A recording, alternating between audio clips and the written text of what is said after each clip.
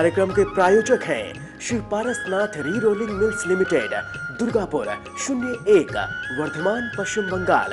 अमिता जैन, पत्नी अनिल कुमार जैन, संगीता जैन, पत्नी विपिन कुमार जैन, नावला परिवार। श्री मानक चंद मुशरफ, श्रीमती कमला देवी मुशरफ, राकेश, नीतू, ऋषभ, आयुषी मुशरफ, B123, सेठी कॉलोनी, जयपुर, राजस्थान। डॉक्टर सरोज जैन, सुभाष चंद जैन, रेणु जैन, अंजलि जैन, आरती, आदित्य, आरव, सानवी, कुवम जैन, 302, सेक्टर 13, सोनीपत, हरियाणा। श्री अशोक कुमार रतनलाल जैन, नूतन, गौतम, प्राची, आदित्य, डॉक्टर सलोनी निरंजन, अरहन, आराध्य मेहता, 49 बालचंद टेरस, तारदेव रोड, मुंबई। रतनलाल, कमल कुमार, शांति देवी पाटनी, इम्फाल। जैन परिवार, शक्तिनगर, नई दिल्ली।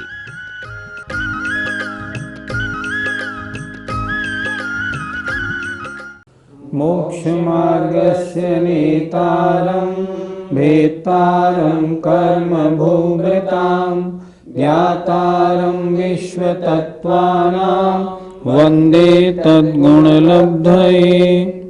पंच परमेष्ठी भगवान की जय। संत शिरोमणि आचार्य विद्यासागर जी महाराज की जय। पिछले एपिसोड में हमने अणुव्रतों के अतिचारों पर चर्चा की थी। आज अब गुणव्रतों के अतिचार प्रारंभ होते हैं। देखें सूत्र नंबर 30, अध्याय 7।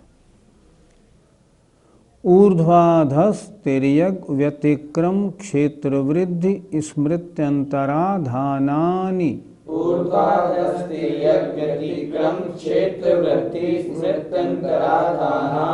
दोबारा बोले।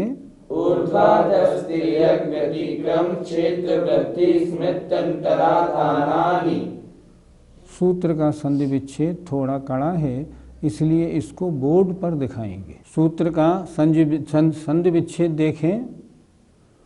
ऊर्ध्व, अधः और तिर्यग, इन तीनों में जोड़ना है व्यतिक्रम। कैसे करेंगे? ऊर्ध्व व्यतिक्रम, अधो व्यतिक्रम, तिर्यग व्यतिक्रम। क्षेत्र वृद्धि, 5वां स्मृत्यंतराधान, 5 अतिचार हो गए। दिग्व्रत में क्या किया था? दिग्व्रत में 10 दिशाओं में आने जाने की मर्यादा का नियम लिया था आजीवन। ऊपर इतने फुट तक जाऊंगा, नीचे इतने फुट तक जाऊंगा, और तिरछे में चारों दिशाओं और 4 दिशाओं में इतना इतना जाऊंगा। अब अतिचार क्या कह रहे हैं? ऊर्ध्व व्यतिक्रम, ऊपर जो सीमा बनाई थी उसका व्यतिक्रम माने उल्लंघन हो जाना, ये भी बाई चांस हो जाना। जैसे उदाहरण, हमने नियम लिया है हम 10,000 फुट से ज़्यादा ऊपर नहीं जाएंगे। मान लो बद्रीनाथ जाने का प्रोग्राम बना, हमने पूछा कितने फुट है, उन्होंने कहा 9,500 फुट, इससे ऊपर नहीं। हमने कहा तब तो हम जा सकते हैं, हमारी मर्यादा है। हम वहाँ गए, बद्रीनाथ पहुँचे, हमने वहाँ पूछा कितने फुट है ये? 10,300। ओहो, ये तो हमारे सीमा का उल्लंघन हो गया। जानबूझकर नहीं किया पर उल्लंघन तो हुआ, तो ये क्या हो गया? ऊर्ध्व व्यतिक्रम। इसका क्या होगा? अतिचार हो गया, इसका प्रायश्चित्त लेना पड़ेगा। अधो व्यतिक्रम, हमने नियम लिया था कि नीचे हम 500 फुट से ज़्यादा नहीं जाएंगे। क्या हुआ? मान लो भाखड़ा नागल डैम देखने गए, भाखड़ा नागल डैम में लिफ्ट में बैठे तो लिफ्ट वाला नीचे ले गया। हमने कहा भाई कितनी दूर जाना है? हमें वहाँ तक जाना है। उसने कहा वो 500 फीट है। ठीक, लेकिन उसे किसी काम से और नीचे जाना था, तो वो नीचे चला गया। कहाँ तक चला गया? मान लो 1100 फुट तक। हमने पूछा कहाँ तक ले आए? उन्होंने कहा ये आप 1100 फुट पे आ गए। अरे भाई, हमारी तो मर्यादा का तुमने उल्लंघन करा दिया। तो जानबूझ के नहीं हुआ, पर व्यतिक्रम तो हुआ। तो व्यतिक्रम हुआ तो ये अतिचार हो गया। तिर्यक में तिरछी, चारों दिशाओं में, चारों विदिशाओं में हमने जितने किलोमीटर का नियम लिया है, अगर उस किलोमीटर का कभी यदा कदा उल्लंघन हो जाता है तो उससे अतिचार लगते हैं। 3 अतिचार कौन से हो गए? ऊर्ध्व व्यतिक्रम, ऊपर की सीमा का उल्लंघन हो जाना। अधो व्यतिक्रम, नीचे की सीमा का उल्लंघन हो जाना। तिर्यक व्यतिक्रम, तिरछी, चारों दिशाओं और चारों विदिशाओं में जो सीमा बनाई थी उसका उल्लंघन हो जाना। आगे देखें, चौथा क्या है? क्षेत्र वृद्धि। क्षेत्र वृद्धि का मतलब कैसे लगाएंगे? हमने नियम लिया था, मान लो मैं पूर्व में 200 किलोमीटर और पश्चिम में 300 किलोमीटर तक जाऊंगा। अब हमारा व्यापार पश्चिम में घटने लगा और पूर्व में बढ़ने लगा। तो हम अगर ये कर लेते हैं, मान लो कि इधर की सीमा 100 किलोमीटर घटा के इधर की बढ़ा लें, तो अगर बढ़ाएंगे तो दोष हो जाएगा। क्षेत्र वृद्धि में अगर सीमा 200 किलोमीटर की हमने 400 कर ली तो व्रतभंग हो गया। लेकिन अगर नियम का ध्यान रखते हुए एक तरफ से 100 घटाई, एक तरफ 100 बढ़ा ली तो अतिचार, हमारा व्रत सदोष हो जाएगा।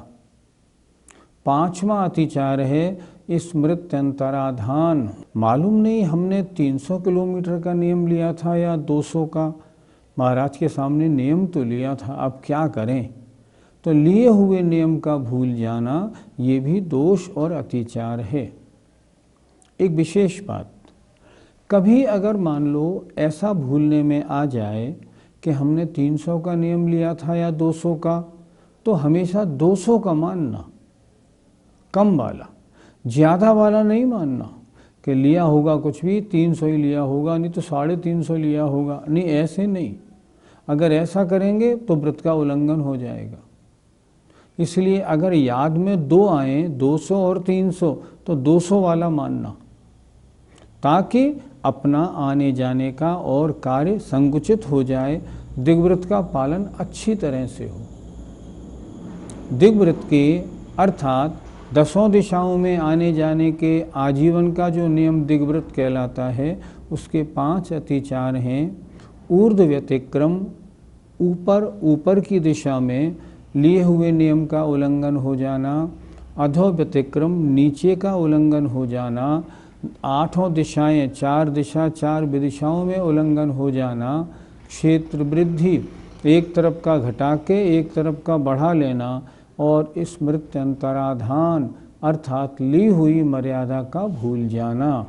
इस तरह दिग्व्रत के 5 अतिचार आचार्य ने कहे हैं। जैसे आपने अभी बद्रीनाथ जी का उदाहरण दिया, तो यदि ऐसे ही किसी धार्मिक यात्रा या तीर्थ स्थल पर हम यात्रा करें तो क्या वहाँ पर भी यहाँ अतिचार माना जाएगा? ये हमने जो दिग्व्रत लिया था, ये अपने पाप को कम करने के लिए लिया था। इसलिए जहाँ पाप के कम करने की बात है ना, अगर धार्मिक कार्य के लिए वहाँ जाना होता है तो मर्यादा का उल्लंघन नहीं माना जाएगा। लेकिन अगर मर्यादा का आपने उल्लंघन किया और वहाँ फिर घूमना फिरना भी किया ना, तो फिर उसमें अतिचार दोष लग जाएगा। एक छोटा सा प्रसंग बताऊं। एक बार कुंडलपुर में एक महाराज जी बीमार हुए। उनकी बीमारी बहुत भयंकर थी और बचेंगे कि नहीं बचेंगे ये नौबत थी। हमने एक वैद्य जी साहब से निवेदन किया, आपको वहाँ बुलाया है, आप वहाँ पधारें। उन्होंने ये कहा, इन दिनों मेरा दिग्व्रत चल रहा है, देशव्रत भी चल रहा है, इसलिए मैं इन मर्यादाओं से बाहर मैं नहीं जा सकता। मेरा राजस्थान का नियम है, इसलिए मैं कुंडलपुर नहीं जा पाऊँगा। हमने उनसे कहा भी, उन्होंने नहीं माना। खैर, इसके बाद हमने आचार्य श्री को प्रश्न किया, महाराज अगर इस तरह वो आ जाते तो क्या उनके व्रतों में दोष लगता? उन्होंने कहा नहीं, धार्मिक कार्यों के लिए अगर कभी सीमा के बाहर भी जाया जाए तो दोष नहीं लगता है। दोष हमने मर्यादा बनाई है पाप कम करने के लिए, आरंभ कम करने के लिए। इसलिए धार्मिक कार्यों के लिए मर्यादाओं में अगर आगे पीछे भी जाना पड़े तो आपत्ति नहीं। किन्हीं महाराज ने श्रावक अवस्था में दिग्व्रत के नियम ले रखे थे और जब वह महाराज बन गए तो क्या उनके जो दिग्व्रत के नियम हैं क्या वो मुनिराज अवस्था में चलेंगे या नहीं? उन्होंने जो दिग्व्रत के नियम लिए थे वो किस लिए लिए थे? पाप आरंभ कम करने के लिए श्रावक अवस्था में। अब मुनि अवस्था में पाप और आरंभ शून्य हो गए, इसलिए अब वे दिग्व्रत की मर्यादाएं यहाँ उपयोगी नहीं हैं। अब तो मुनि महाराज हैं, चाहे कहीं भी जाएं, ना हिंसा का काम ना आरंभ का काम, कोई काम ही नहीं। इसलिए वो मर्यादाएं श्रावक अवस्था की हैं, मुनि अवस्था में नहीं होती। दिग्व्रत के बाद अब जो देशव्रत हैं उनके अतिचार देखते हैं। आनयन प्रेष्य प्रयोग शब्द रूपानुपात पुद्गल क्षेपाः। आनयन प्रेष्य प्रयोग शब्द रूपानुपात पुद्गल क्षेपाः। बोलिए। आनयन प्रेष्य प्रयोग शब्द रूपानुपात पुद्गल क्षेपाः। इसमें 5 अतिचार देखते हैं। आनयन, दूसरा प्रेष्य प्रयोग, तीसरा शब्दानुपात, चौथा रूपानुपात। ये अनुपात दोनों में लगेगा, शब्दानुपात और रूपानुपात। और 5वां अतिचार है पुद्गल क्षेपाः। जरा परिभाषा देख लें। जो दिग्व्रत में बड़ी मर्यादा ली जाती हैं आजीवन, उसके अंदर छोटी मर्यादा कुछ दिन, कुछ हफ्ता, कुछ घंटे के लिए ले लेना, इसका नाम देशव्रत है। अब देशव्रत की मर्यादा में अतिचार कैसे लगते हैं? पहला दिया है आनयन। आनयन माने मंगाना, अर्थात मर्यादा के बाहर से कोई वस्तु कोई आ रहा हो तो उससे मंगा लेना। उन्होंने कहा वहाँ से आज वो सज्जन आ रहे हैं, उनसे ये चीज़ मंगा लें, इसमें दोष हो जाएगा। क्यों? सीमा के बाहर की बात क्यों, वहाँ से क्यों मंगाया? दूसरा प्रेष्य प्रयोग, किसी को सीमा के बाहर भेजकर कुछ मंगाना। आनयन में कोई आ रहा हो तो उससे मंगा लेना, प्रेष्य प्रयोग में किसी को सीमा के बाहर भेज के कुछ मंगाना। नियम लिया है कि मैं 6 घंटे तक मंदिर जी से बाहर नहीं जाऊंगा, मेरा घर सामने है और मैं सुबह चश्मा भूल आया, मैंने किसी को कहा जरा जाना वहाँ से चश्मा लेके आना। अगर मैंने किसी को सीमा के बाहर भेजा है तो दोष लगेगा। शब्दानुपात, सीमा के बाहर आवाज़ देके, या आजकल तो मोबाइल का ज़माना है, मोबाइल के द्वारा अपनी सीमा के बाहर से कुछ अपना काम किसी तरह का कराना, निर्देश वगैरह देना, शब्दानुपात। आजकल बड़ी भारी समस्या है। जिन लोगों के दिग्व्रत देशव्रत की मर्यादा है, इस मोबाइल ने उस सबको ध्वस्त करके पटक दिया। मोबाइल छूटता नहीं, आदत ऐसी पड़ गई है। और देशव्रत की मर्यादा बनाएं कैसे? आचार्य तो बहुत स्पष्ट कहते हैं प्रतिमाधारियों को अपने पास मोबाइल रखना ही नहीं चाहिए। मालूम नहीं कब कौन कब कहाँ से किसका फ़ोन आ जाए, कोई ठिकाना ही नहीं। अमेरिका वाला कर रहे हैं, इंग्लैंड से आ रहा है, कुछ बात नहीं, आपके परिचित कहाँ है मालूम नहीं पड़ता। ये शब्दानुपात नाम का अतिचार आजकल खूब लग रहा है। देशव्रत ले लिया, मैं 10 दिन तक 10 लक्षणी में अपने शहर से बाहर नहीं जाऊंगा, लेकिन फ़ोन से तो बातचीत हो रही है ना, आप निर्देश तो दे रहे हैं ना, तो शब्दानुपात हुआ या नहीं हुआ? हुआ। ये आजकल बहुत हो रहा है। शब्दानुपात, शब्द अपनी सीमा के बाहर शब्दों को भेजकर कोई निर्देश, कोई कार्य कराना। रूपानुपात, अपनी शक्ल दिखाकर, अपना रूप दिखाकर, चेहरा दिखाकर कोई निर्देश देना।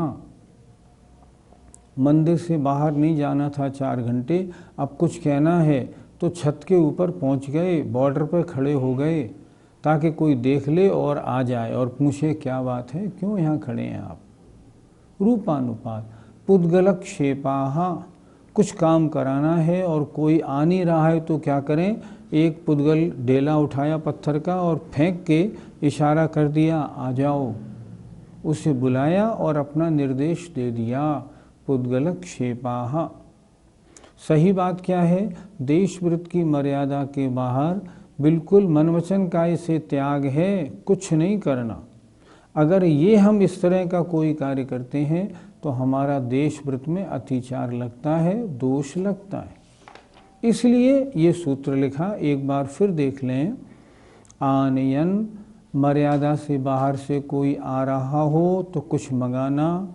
पृष्ठ प्रयोग, किसी को यहाँ से भेजकर मर्यादा के बाहर से कुछ मंगाना। शब्दानुपात, मोबाइल, फ़ोन, आवाज़ आदि के द्वारा मर्यादा के बाहर से कुछ निर्देश करना कराना। शब्दानुपात। रूपानुपात, रूपानुपात अपना चेहरा दिखाकर और पुद्गलक्षेपाहा, कोई पत्थर का डेला वगैरह फेंक कर इशारा करना, निर्देश करना, इसका नाम पुद्गलक्षेप नाम का अतिचार है। इस तरह ये देशव्रत के 5 अतिचार हुए। तीसरा गुणव्रत है अनर्थ दंड व्रत। अनर्थ दंड व्रत के अतिचार कौन कौन से हैं, अगले सूत्र में कह रहे हैं आचार्य। कंदर्प, कौतकुच्य, मौखर्या समीक्षादिकरणोपभोग परिभोगा नर्थक्यानि। कंदर्प, कौतकुच्य, मौखर्या समीक्षादिकरणोपभोग परिभोगा नर्थक्यानि। बोलिए। कंदर्प, कौतकुच्य, मौखर्या समीक्षादिकरणोपभोग परिभोगा नर्थक्यानि। इसमें 5 अतिचार सूत्र से निकालते हैं। कंदर्प, कौतकुच्य, मौखर्य, असमीक्षादिकरण, उपभोग, परिभोग, अनर्थक्य। 5 एक एक को समझते हैं। अनर्थ दंड व्रत अर्थात ऐसे कार्यों का त्याग करना जिनसे अपना कोई मतलब तो सधे नहीं और पाप का बंध हो जाए, इसके अतिचार। पहला, कंदर्प, हंसी मजाक में गाली इत्यादि भंड वचन बोलना। हास्य मिश्रित भंड वचनों को कंदर्प कहते हैं। हंसी मजाक में होली आदि के अवसर पर, ब्यास आदि के अवसर पर जो भंड वचन बोले जाते हैं, व्रती उनसे दूर रहता है, हंसी मजाक में भी नहीं बोलता। कौतकुच्य, भंड वचन बोलते समय शरीर से भी कुचेष्टा करना, इसे कहते हैं कौतकुच्य। ये उससे और थोड़ा आगे हो गया। अगर ऐसा करता है ना, उससे अपना क्या मतलब सत्ता है, कुछ नहीं, पाप का बंध होता है। तीसरा है मौखर्य। मौखर्य माने बहुत ज़्यादा बोलना। आप भी ऐसे कुछ लोगों को जानते होंगे और मैं भी जानता हूँ, जिनके पास बैठ जाएं तो अपने कान पोले हो जाएं, उनका बोलना रुकता ही नहीं, बोलते ही रहते हैं, बोलते ही रहते हैं, कोई सब्जेक्ट हो या नहीं हो फिर भी बोलते हैं। ये अनर्थ दंड है, इसको छोड़ना चाहिए। अगर इतना बोलेंगे तो क्या होगा, अतिचार लगेगा। वृत्ति को तो संयमित, बहुत थोड़ा आगम के अनुसार बोलना चाहिए, नहीं तो सत्यानुव्रत कैसे पलेगा। मौखर्य, असमीक्षादिकरण, बिना पर्पस के बहुत सारा कार्य करना। खड़े थे, सामने बगीचे में घास बहुत बड़ी हो गई है, लाओ इसे कटवा दें, इसको यहाँ से उखाड़ के उधर लगा दो, इसको यहाँ से उधर कर दो। क्यों कर दो? असमीक्षादिकरण, बिना सोचे समझे निष्प्रयोजन बहुत कार्य करना। और आगे लिखा है उपभोग परिभोग अनर्थक्य। उपभोग और परिभोग की बहुत सी वस्तुओं का संग्रह रखना, चाहे वे अपने काम में आएं या नहीं आएं। मैं ऐसे कई व्यक्तियों को जानता हूँ। मैं उनके घर गया और मैंने उनसे पूछा, इस अलमारी में क्या रखा है? उन्होंने कहा, इस अलमारी में पिछले 25-30 साल में जितने भी शादी के कार्ड मेरे यहाँ आए सबको मैं इकट्ठे करता रहता हूँ। क्यों करते रहते हैं? इन सब में जीव राशि पड़ती है, सब में हिंसा का दोष लगता है। बिना मतलब कुछ मतलब तो है नहीं, ताकि लोग मेरे पास आएँ और पूछें शादी का कार्ड छपाना है, मैं कहता हूँ इसमें से छांट लें। 30 साल का म्यूज़ियम हो गया ये उचित नहीं। बहुत से लोगों को हमने देखा अपनी जीवन भर की हजारों फ़ोटो इकट्ठी करके रखते हैं। क्यों रखते हैं इकट्ठी करके? क्या करना? उपभोग परिभोग अनर्थक्य और उपभोग परिभोग की वस्तुएं बहुत रखना। कोई लोग तो ऐसे होते हैं जिन पर सैकड़ों जोड़ी चप्पलें, 50 जोड़ी जूते होते हैं। मान लो नियम भी ले रखा है कि मैं 50 जोड़ी जूते रखूँगा, ये भी किस लिए ले रखा है? क्यों रखना? एक जोड़ी से काम क्यों ना चले? आगे तो आपको नंगे पैर चलना है ना, तो अभी से अभ्यास बनाइए, जूते चप्पल छोड़ दीजिए। कायदा तो ये कहता है। तो उपभोग और परिभोग की वस्तुओं का व्यर्थ संग्रह करना, ये अनर्थ दंडवृत्त के अतिचार हैं। अगर इनको करेंगे ना तो बिना मतलब के हिंसा लगेगी, आपके व्रत में दोष लगेगा। यदि कोई व्यक्ति खड़े होकर फल इत्यादि तोड़े, जैसे किसी व्यक्ति को खड़े होकर कच्चे अमरूद तोड़ने इत्यादि में बहुत मजा आता है, तो उसको कौन सा दोष लगेगा? ये उसका काय संबंधी असमीक्षाधिकरण है। शरीर की फालतू क्रियाएं करना। क्यों करना? जीव हिंसा भी लगेगी, पर्पस कुछ नहीं, तोड़ा और फेंक दिया। काय संबंधी असमीक्षाधिकरण कहा जाएगा। 3 गुणव्रतों के अतिचार, उनकी चर्चाएं हुई। अब शिक्षाव्रत में पहला शिक्षाव्रत है सामायिक शिक्षाव्रत, उसके अतिचारों का सूत्र पढ़ते हैं। योग दुष्प्रणिधानानादर स्मृत्यनुपस्थानानि। योग दुष्प्रणिधानानादर स्मृत्यनुपस्थानानि। बोलिए। योग दुष्प्रणिधानानादर स्मृत्यनुपस्थानानि। इसमें पहले 5 अतिचार निकालते हैं। योग दुष्प्रणिधान, इसमें 3 हो गए। योग माने मन वचन काय। मन का दुष्प्रणिधान, वचन का दुष्प्रणिधान और काय का दुष्प्रणिधान, 3 हो गए। अनादर और स्मृत्यनुपस्थान, 5 अतिचार हो गए। सामायिक शिक्षाव्रत के ये 5 अतिचार हैं। सबसे पहला मन दुष्प्रणिधान। मन का दुष्प्रणिधान माने दुष्प्रवृत्ति, मन का गलत उपयोग। बैठे तो हैं सामायिक में और सोच रहे हैं अपने मुकदमे की, सोच रहे हैं अपने परिवार की, सोच रहे हैं ब्याह शादी की, दुकान की। ऐसे परिणाम जहाँ आ रहे हैं, ऊपर तो सामायिक हो रही है लेकिन अंदर मन का दुरुपयोग हो रहा है। ये सामायिक में दोष है, अतिचार है। वचन दुष्प्रणिधान, सामायिक कर रहे हैं, सामायिक करते करते भूल गए, कुछ का कुछ बोल गए। बोल तो रहे हैं, अर्थ नहीं आता। सामायिक करते करते अगर मान लो किसी का मोबाइल बज रहा है तो कह दिया, अरे जरा मोबाइल तो देख लो, देखना बाहर कौन घंटी बजा रहा है इतनी देर से, इतना कह दिया, फिर सामायिक में लग गई। ये वचन का दुष्प्रणिधान है, दुष्प्रवृत्ति है, नहीं होनी चाहिए। काय की दुष्प्रवृत्ति, एक आसन से बैठ के सामायिक करनी थी, बार बार आसन को बदलना, कभी किसी को काय शरीर से इशारा कर देना, ये काय की दुष्प्रवृत्ति है। सामायिक में ये नहीं होनी चाहिए। चौथा अनादर। सामायिक में कम से कम 2 घड़ी 48 मिनट तो बहुत होते हैं, मन नहीं लगता। सामायिक प्रतिमा अगर हो गई है मान लो, तब तो इसमें 3 टाइम करना पड़ेगा।